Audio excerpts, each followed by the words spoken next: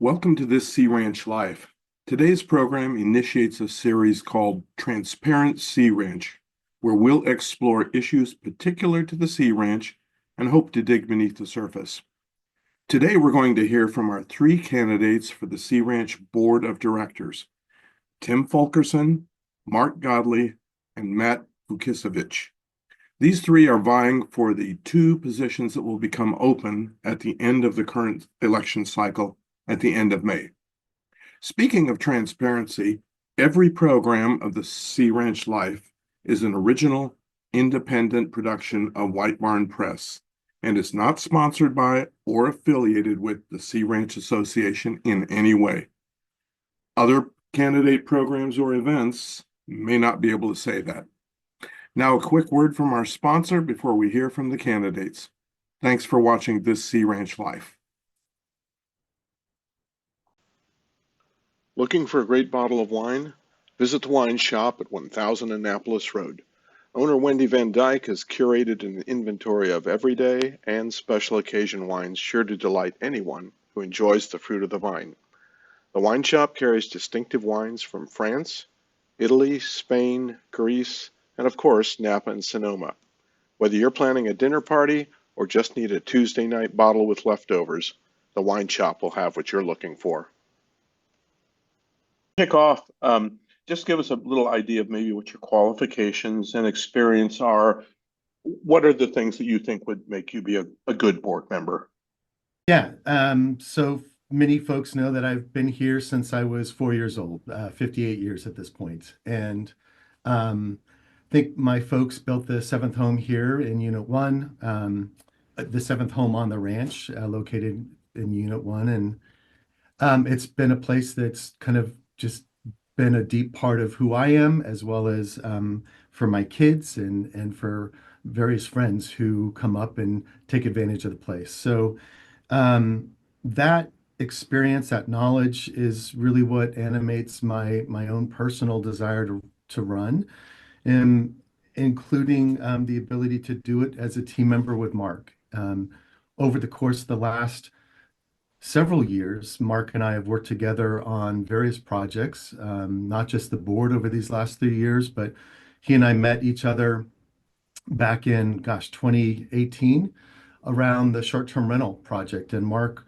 volunteered to step up and help out as we dove into that 2-year-long project. And it was super helpful. At that point, I had done a term on the board from 2017 to 2020 and then stepped off. And then in 2022, kind of in the heart of the pandemic, Mark reached out and asked if I would want to partner with him to sit on the board. And so together we set off. And it's been a journey these last 3 years. I am incredibly appreciative, not just of the time and effort that Mark has put in, but all of my fellow board members. We have a incredibly talented board.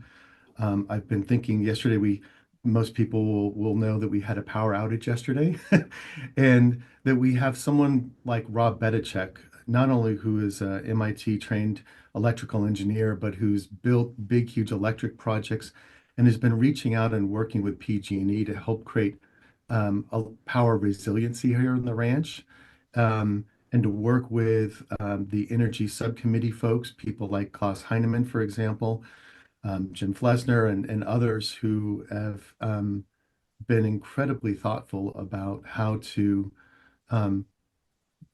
create power resiliency as well as efficiency. So if I net it out, I'm excited to run again with Mark. I'm excited to serve another 3 years because we have put together a set of projects that I believe will bring real benefits to all of us here on the ranch.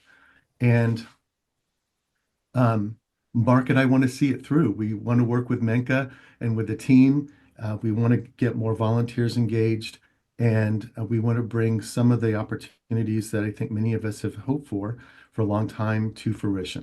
So that's the big picture.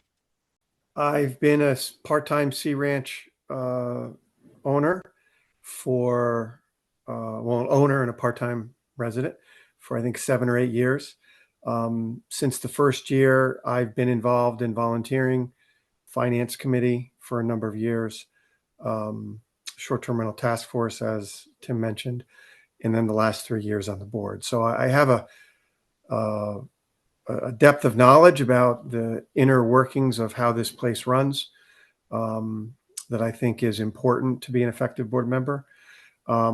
Outside of the Sea Ranch, I'm in the business world, and my job is to lead teams and help find consensus and deal with tough problems. And I think a couple personal characteristics that that are important for any board member is, one, you got to have thick skin because people are going to take pot shots at you, and you have to be willing to hear that feedback and reflect on it. Secondly, I'm not a wilting flower. I think it's important that we take on tough issues. We talk about things, sometimes calling out the elephant in the room when members are expecting us to represent them. And I also think I have a sense of humor. I think it's important to not take everything so seriously. And I think you can do that with both have a sense of humor and a sense of respect at the same time. And I try to bring some levity to some difficult conversations at times. That's it. I work well with other people. I've been told that for my entire career.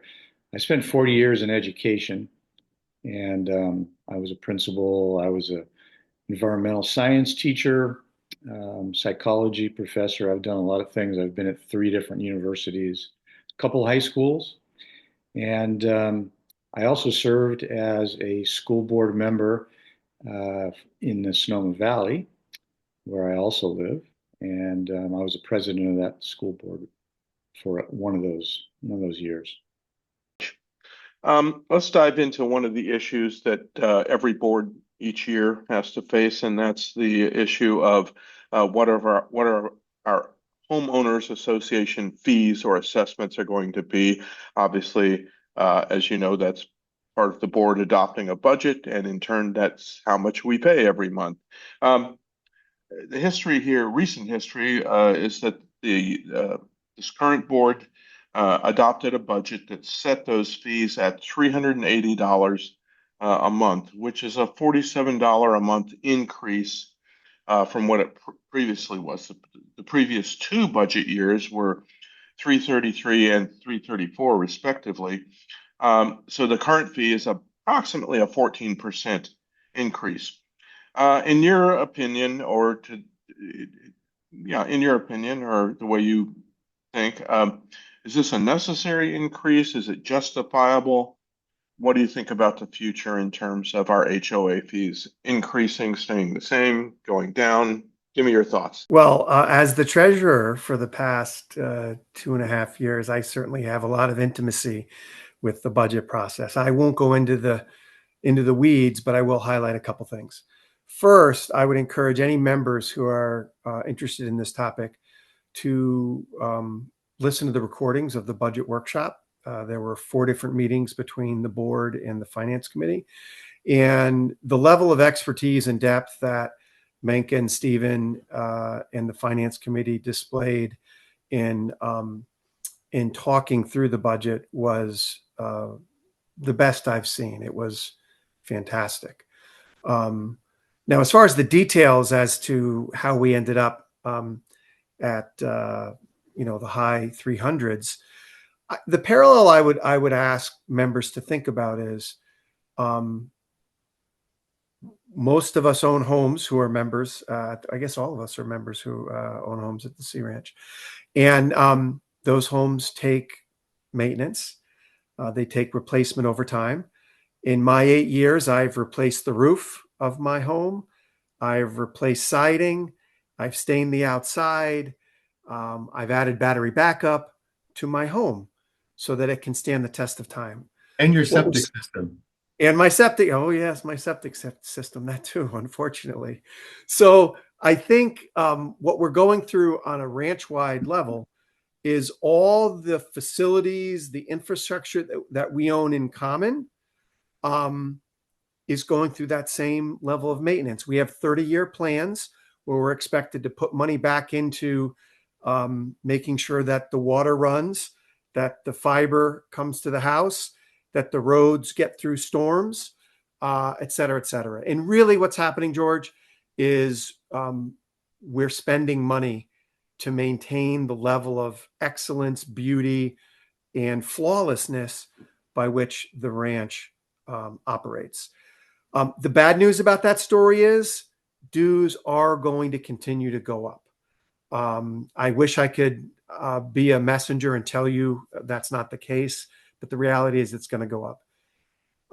At a recent board meeting, I mentioned if I'm reelected, I'm going to encourage the board to do a series of workshops to help explain to members some of the weeds, get into the nitty gritty, so they can understand exactly where their dollars are going.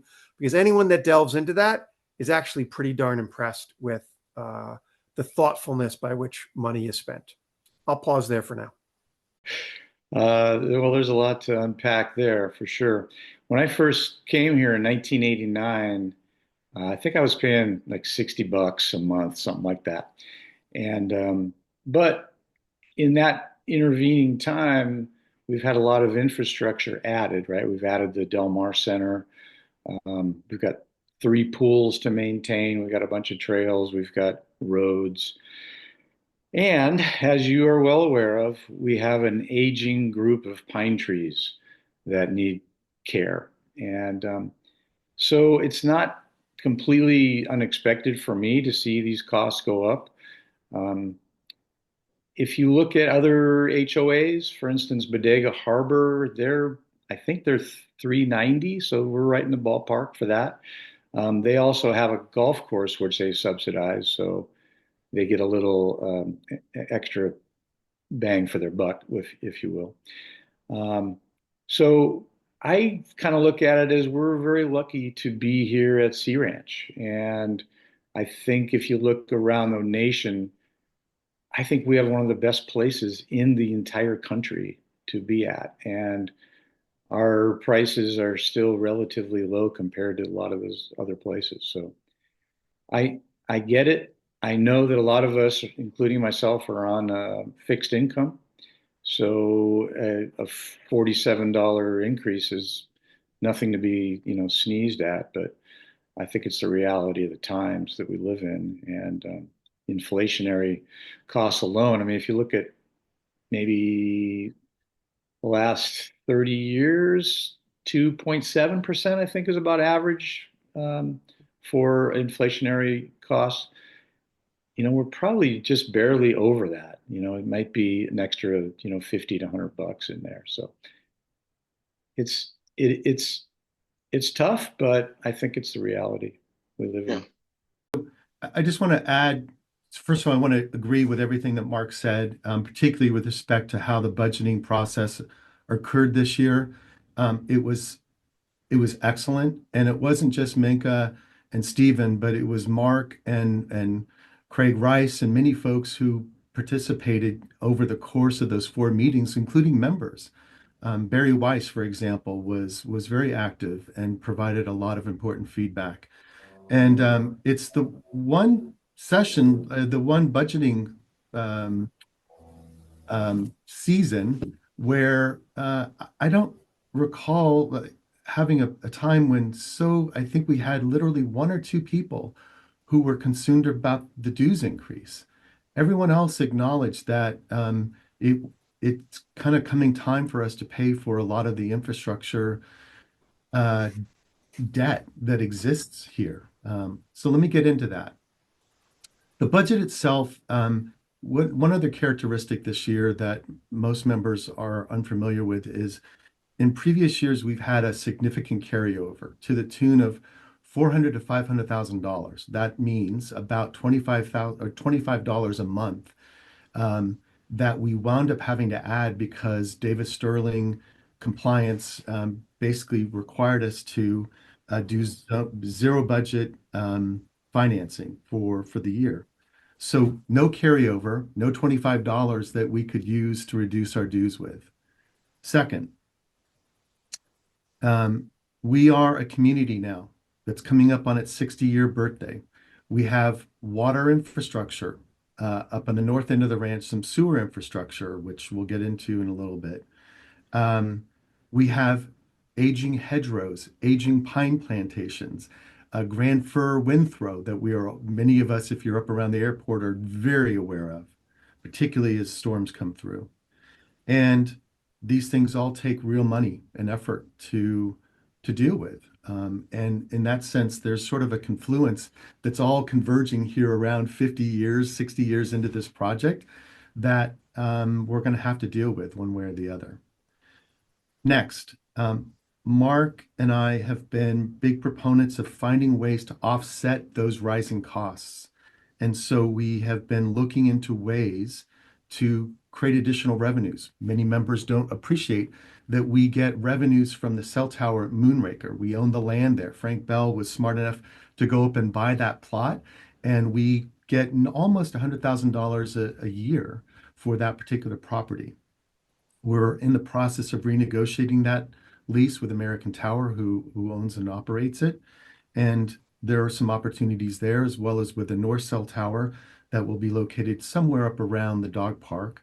And those could bring in real money. We have had a board about 10 years ago that was incredibly thoughtful.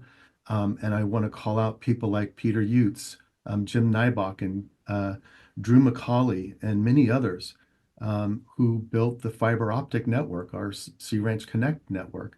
That is about to be paid off in about two and a half years, if I'm not mistaken. And that will yield somewhere in the neighborhood of about $750,000 a year that we can use towards these projects.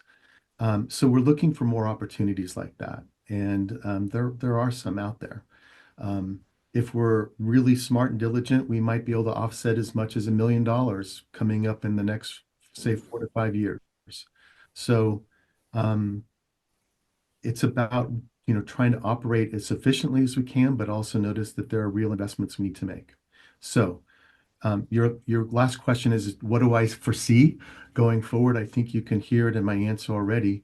We are going to have some rises to the budget. We're going to get through the carry forward this year, and so we won't have that $25 impact. But we have water company issues. I say issues, but we're going to need to replace significant parts of our water company. We have a rate case increase that is we're going to have a member meeting on here in a couple of weeks. That's designed to help pay for many of these infrastructure improvements for the water company. As you know, and your questions have asked about our wastewater treatment situation, and there's some options there, but we'll have to find ways potentially to pay for that, whether it's an increase for members who are on sewer in their monthly rates, or whether it's working to take it over and run it. We're going to have to think about those things. So those are just some examples, George, of what's ahead of us, and it's just trying to signal to members that we're doing our best, but there are some real costs and projects ahead of us that we're going to need to invest in.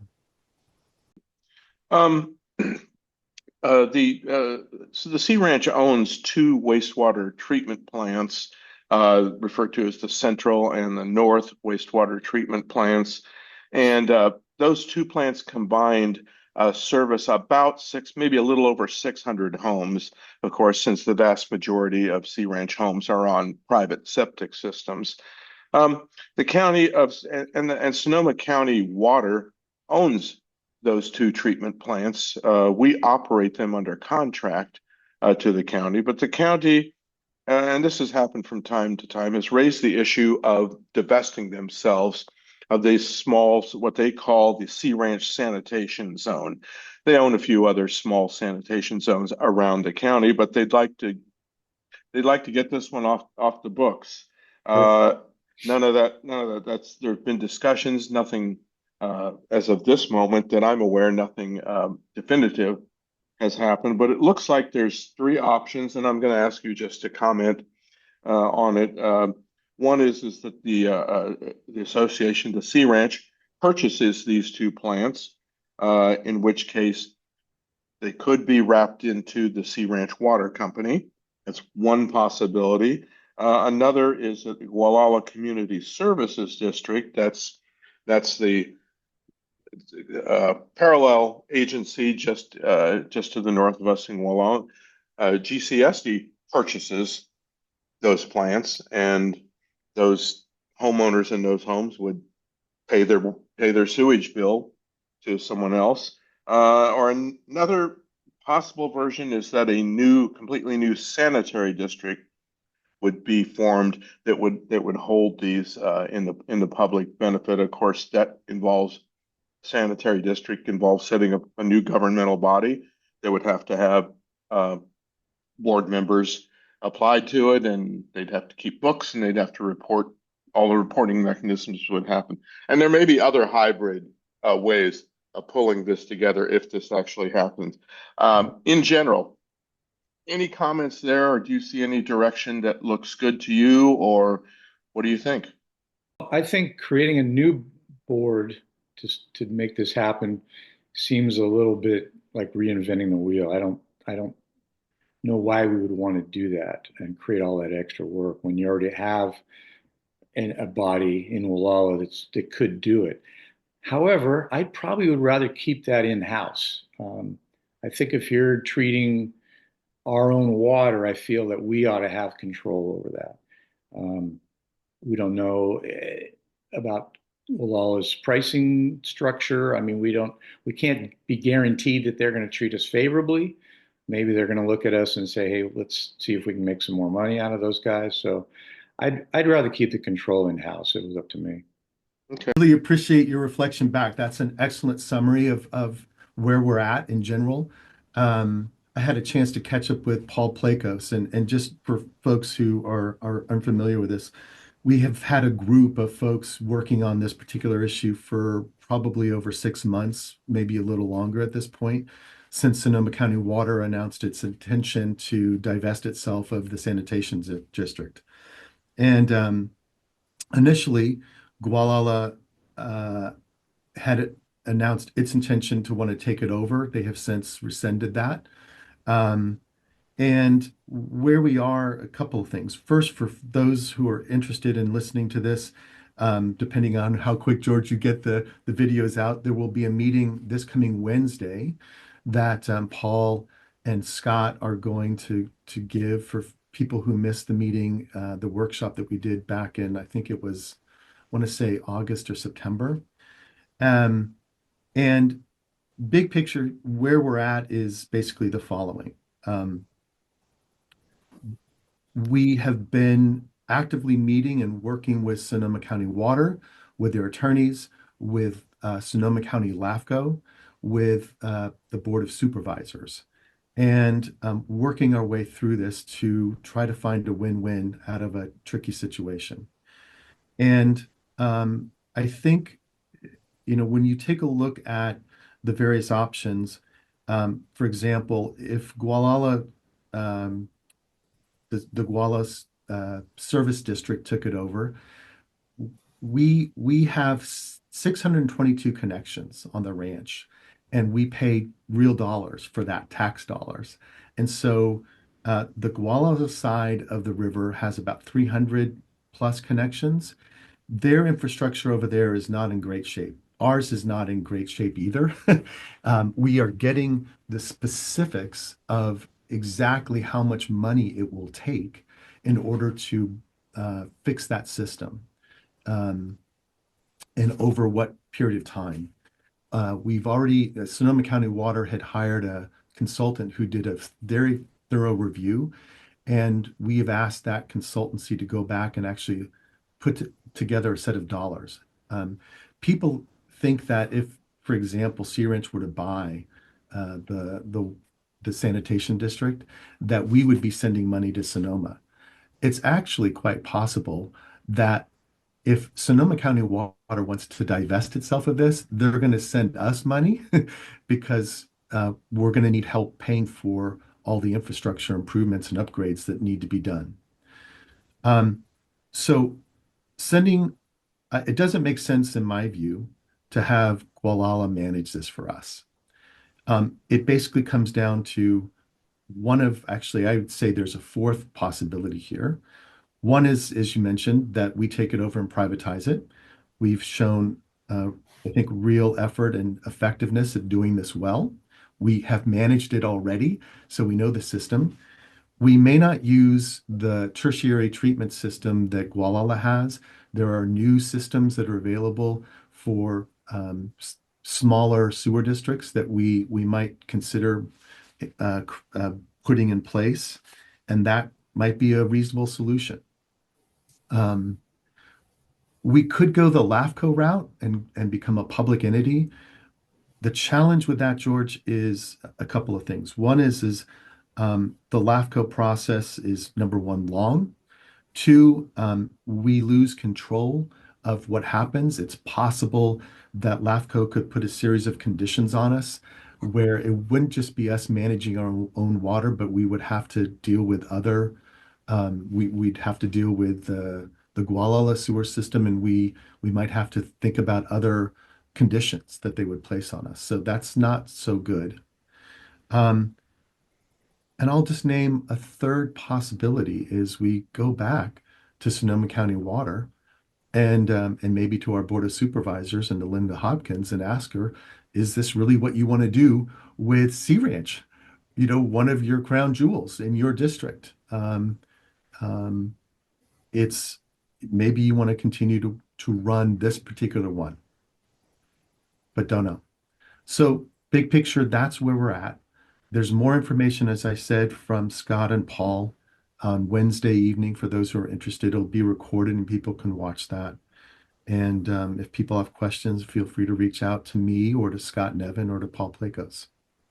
I agree with everything Tim said. I won't repeat it all. I'll just summarize.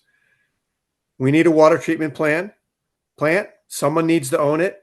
If it's not the county, it ought to be us. We have experts working on it.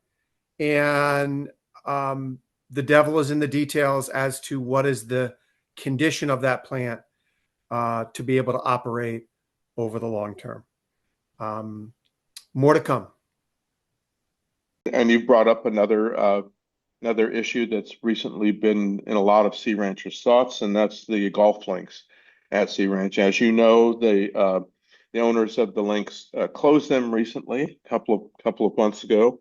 Although I hear they're getting some unofficial use by folks just walking on the course and playing. I guess I haven't observed that. I've heard that secondhand.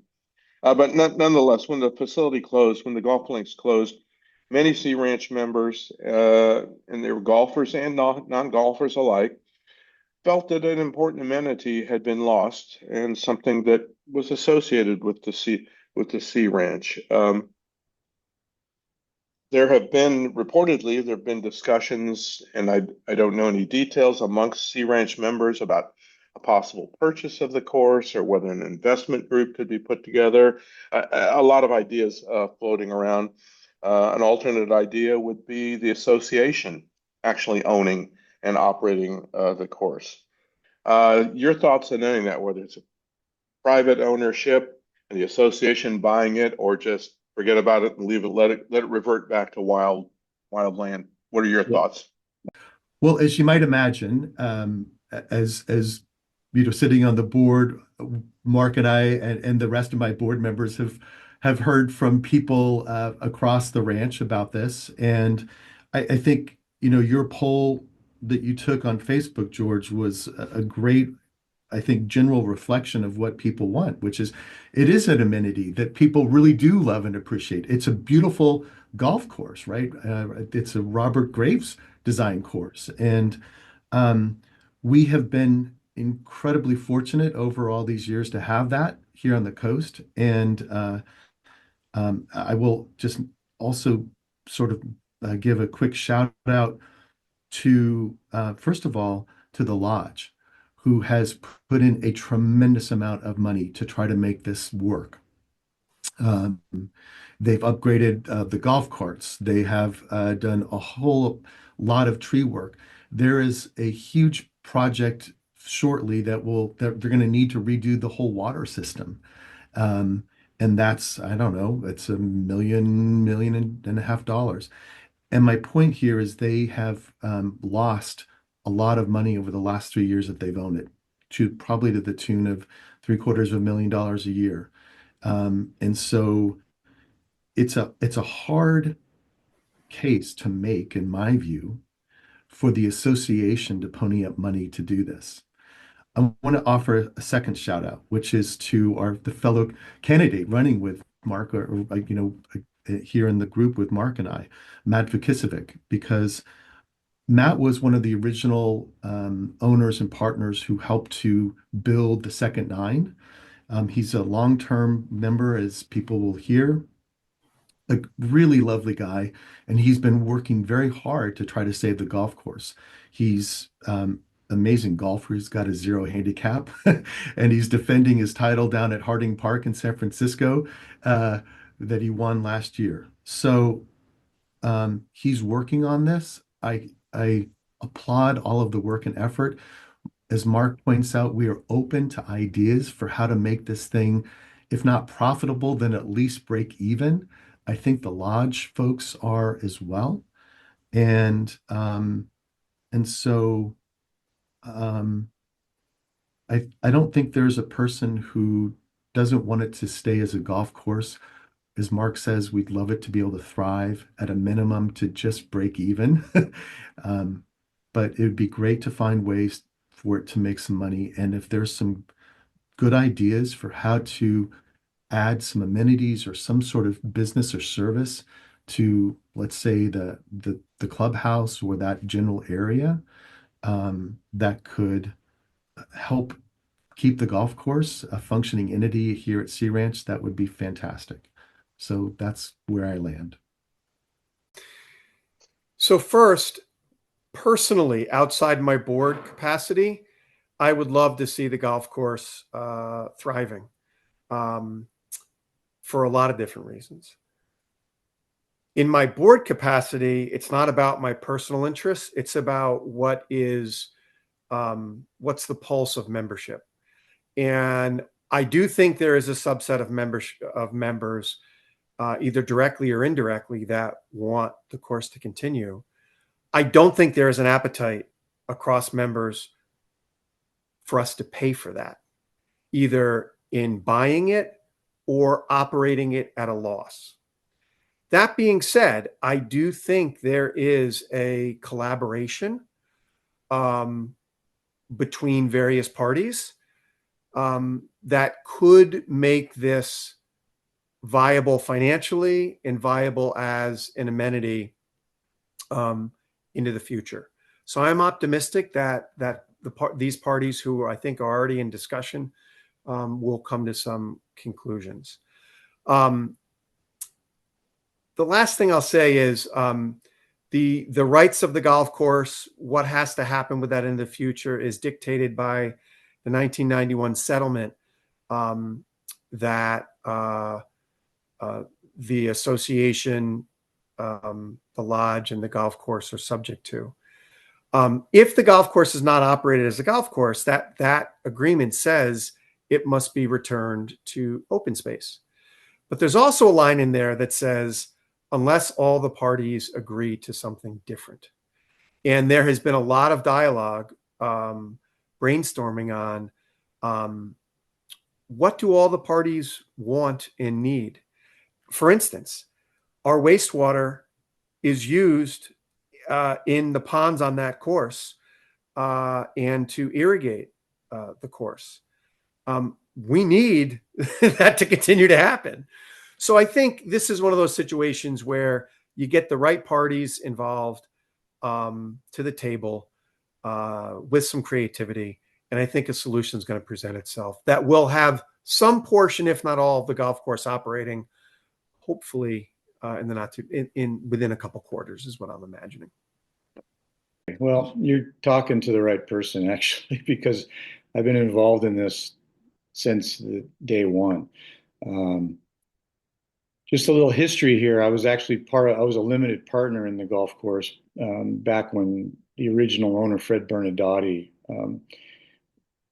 built it, and he wanted to build a back nine, and so I got involved with that thing. So in the last 3 months, I've gone to board meetings and I've talked to representatives of the owners, and I've brought potential buyers up to visit the golf course and tour it and give the financials and all that sort of thing. And so right now, as we speak, we're in a situation where there's one guy that's I know is talking with some partners, potential partners, and would like to make an offer. If that fails, then our next course of action is to lease the golf course and create a nonprofit and operate it in-house and lease it from the owners. So we can't, when the news of this closure first came down, I got right on the email and I said, we can't have this closed. I mean, this is too valuable an amenity, as you mentioned. Everybody's home would decrease in value if we lost this golf course. If you rent your house on Airbnb, your house now becomes less attractive. And there's a lot of people that play golf around here and have friends and guests who play golf. So it's been here as long as anybody has been. In 1974, this golf course opened. So like you mentioned, it is part of the Sea Ranch, and we have to keep it here. And I will continue to work as hard as I need to make sure that we keep a golf course here.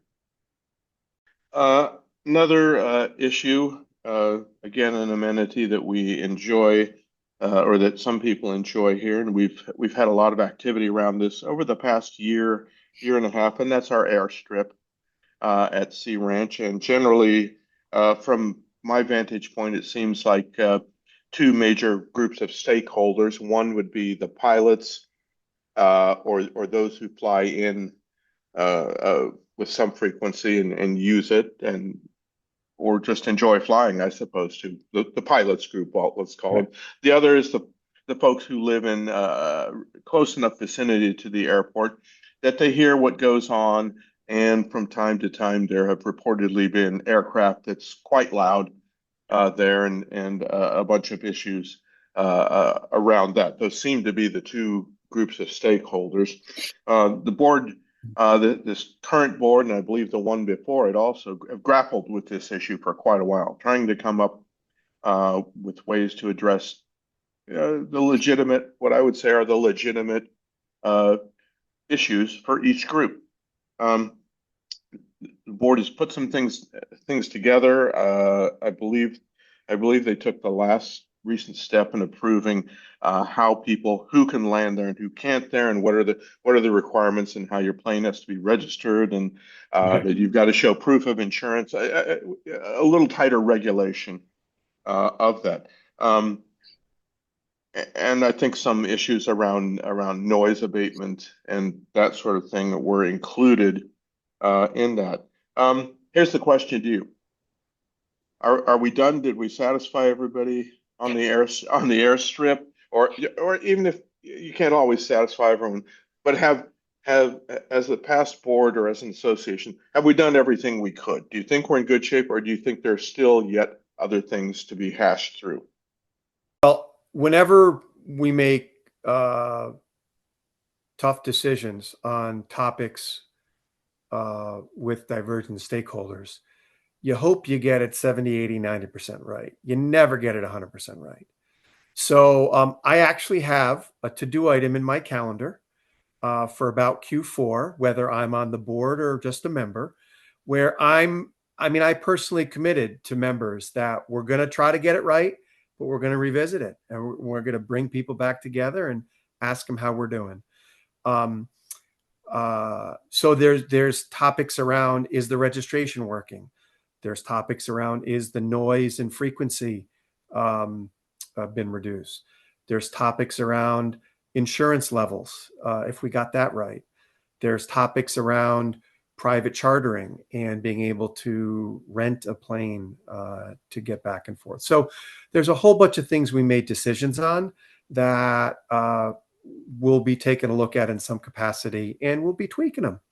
And I think just for a bigger picture, I think anyone who followed the airstrip discussion closely, I'm really proud of how the board and membership handled what could have been an incredibly divisive and contentious discussion. Tim and I ran for the board to try to bring a level of a tone of interaction, a degree of respect, a degree of inclusiveness. And I think there were a couple topics in the last 2.5 years that we were able to manifest a way of doing business that I think was lacking during the chaos of COVID. And I think one of the reasons we want to earn the vote of membership is because there are a couple more things over the next year or two that we think could benefit by the culture and the process that we're trying to bring to all members and the way we do business. I think the board has done a pretty good job of this, actually. Being somebody who lives down by the beach, it's out of sight, out of mind for me. Mhm. So I don't hear the planes. Occasionally, we all hear helicopters when they come over. And I imagine that if you live near the airport, you're going to hear it a lot more. I know that there's a couple of, like you said, pilots that have larger planes. I think 12 seaters maybe is the number that need a longer runway. So they've been asking to get the runway extended. And I would think that if it's such a small group of people, that they would be willing to foot the cost to extend the runway if that is necessary. We're all not benefiting from that, so I don't know if the entire Sea Ranch should be expected to pay for the extension of the runway. The airstrip's been there a long time, and Yeah. the people who bought their homes there knew the airstrip was there, and they knew there was going to be noise. Although, as we all know, it's a very lightly used airport, so I don't think it's not like Sonoma County Airport. Those poor people, I feel bad for it. Now they have big jets coming through, and their life has changed. But Yeah. I don't think we have that same situation up here. So again, really appreciate the question. My sense is, and forgive the pun, but I think we've landed this one safely for now. I say that because I've received feedback from members who live around the airport who have basically said straight up that things are a whole lot better than they were a couple of years ago. Why? Because there's been a reduction in the number of private helicopters coming in and out of the airport. There's been basically just a reduction in noise that I think people have really appreciated. And look, this is one of those issues where it's never going to be satisfactory to one side, and it's a contentious issue, right? And so, if you talk to the pilots, and in particular, I want to thank Rob Bedicek, who's led all of this prior to becoming a board member, and has continued to work on this since. I also want to thank Scott Nevin, who took on this very thorny topic and had the persistence to stick it through. That's an amazing quality, actually, of board members here, right? To take on challenging topics and to work them through. And so thanks to Scott and thanks to Rob for helping move this forward. So for the moment, I think we're in a really good place. I will just know or name that Rob would like us to reconsider the visual flight rule um, and to make some changes there. Um, I'm not a pilot, and so he's going to work through that one and come back with a proposal.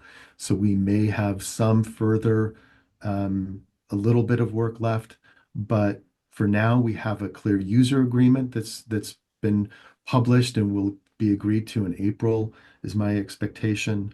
Um, and we have achieved the kind of monitoring and safety concerns that people originally had. The weight limits have been reduced, and we have a lot less of the kind of traffic that people were complaining about coming in and out of the airstrip. So I think we're in a good place. I'm going to open up to you. Are there any other issues? I picked a few issues. Are there any other things that are of interest to you or places where you'd put some attention should you be voted onto the board? Well, like I said, I'm a outdoorsy kind of guy, so I love our trails, and I would probably want to improve some of that, but that's more of a trail committee issue, and I'm gonna like, get on the trail committee to worry about that, so I'm not gonna bore you with that stuff. I think we've got a big issue with our trees.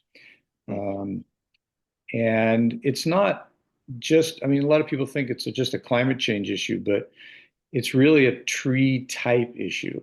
We have a lot of trees that just have a shelf life of X number of years. And unfortunately, right now, we're kind of in that period of time when those trees are sort of, on their decline right now. And so, so the issue becomes, all right, do we want to spend money and clear these out and plant new trees, or do we leave them on the ground and let them decay and let nature take its course? There's arguments on both sides that are pretty good. The aesthetics of a bunch of downed trees, though, is not a wonderful thing for people to look at from their homes. So I think we're going to have to deal with this. And it's like I said before when we were talking about the HOA fees, there's going to have to be some money spent, and I think we're planning. I think the board is doing a pretty good job right now of planning for that. So I think it's in pretty good hands, and I'm not I'm not overly concerned about any one. I don't have an agenda. I'm not overly concerned about one thing that's bugging me, so to speak. So I want to dovetail to what Mark just pointed to. Debbie Tyler, one of our fellow board members, has been working very diligently over the course of the last 6, 7 months with a group of folks to do a whole update to the CEP, which is really kind of a guiding document about where are we headed, right? And so we will be working with Dibby, with the planning committee that Roy Leone oversees, to run some workshops and to get further ideas. A lot of this will be the foundations of this were many of the ideas that came out of our discussions in the White Barn we held, gosh, a year and a half ago, as part of I'm going to forget the name of it, but the Sea Ranch projects that Lou Linden helped run for us. I also just kind of Mark has named these various projects, infrastructure projects. I want to add to that what to do with the accumulating biomass. Now, is just another way of saying dead and dying trees, but between our cypress hedgerows, which are aged out about 150 years old now, and many of them in various places are pretty brittle and antiquated and keep getting ravaged as the big windstorms come through and create some real danger for homes. We're going to have to deal with that. Minka thinks that's about a $6 million project over the course of, let's say, the next 7, 8 years. We again have Halprin and Oceanic planted something like, I want to say it was about 500,000 trees, expecting maybe 10% to survive. And it was actually just the opposite, about 90% did. And the pine trees in particular have succumbed not just to bark beetles and to climate change, right? But also just they're aging out. Fir trees up on the edges of our forests that have been susceptible to wind throw. We already spent $300,000 to deal with this whole issue for all of the homes that were around the airport. We still have more to do. So we are doing some test cases for what to do with all of this biomass. You'll start to see some burn piles happen. So these are working with CAL FIRE and with Sonoma County, right about Navigator's Reach. We took out a whole bunch of dead pine trees. They're stacked there on the east side of Highway 1. And when the weather conditions are right, we have a new excavator, apparently named Eddie by the team. So Eddie, the excavator, will be busy taking care of some of our biomass and trying that out. We have a relationship with Dan Falk up at his place, and he's been working with East Bay Parks through a biochar program, and we'll try that out. But basically, we're going to have to find some efficient, effective ways to deal with that. Couple other things. I would like to see us continue to move forward with some plans for our office, association office remodel. You've heard that, Rob Bedichuk has been working on power resiliency. And so I'd like to actually, once we start getting some of these projects in process, consider maybe like yesterday, having a place like Del Mar become a resiliency center that has some power backups that people can use to charge phones or get a hot shower or just gather and, when things are dark, to, buoy people's spirits. So those are some of the things that I see in the future. I mean, George, you do an amazing job of keeping a pulse on what's going on. So the topics you've touched on, are going to be multi-year topics that, that we're going to have to figure out if we expect the Sea Ranch to run as flawlessly as it has for 6 decades into the next couple decades. I think, let me go a little micro first. I touched on tone. I think I want to see the board continue to be an example for how we interact with each other. I think one thing we haven't gotten to yet is how to integrate our committees, in particular our policy committees, in the balance of power and work getting done. I personally feel accountable and responsible for the Utilities Committee. I think having been not handled well, and I think we're going to try to put that back together. Related to that is, for the most part, staff has been handling some organizational debt, and because of that, they've had to be reactive. We've been fixing a problem here. We've been putting in an accounting system and handling our reporting. They've been doing a whole bunch of things to modernize the organization. And what I'm excited about is they've done a beautiful job. And I think we haven't seen them be proactive or forward looking as much as I think they're capable of, because there's only so many hours in the day. So I think you're going to see a trajectory of staff accomplishments that it's going to be very impressive. From a macro perspective, George, a lot of what the topics we've talked about are under the umbrella of funding the Sea Ranch and costs of the Sea Ranch and infrastructure of the Sea Ranch. I think those are going to continue to be themes that we're going to have to talk about and figure out. Right now, 90+% of our expenses come from our dues or usage-based fees, such as the fiber network and the water company. Is that structure going to serve us well over the next decade or two? We can't get grants. We can't charge taxes.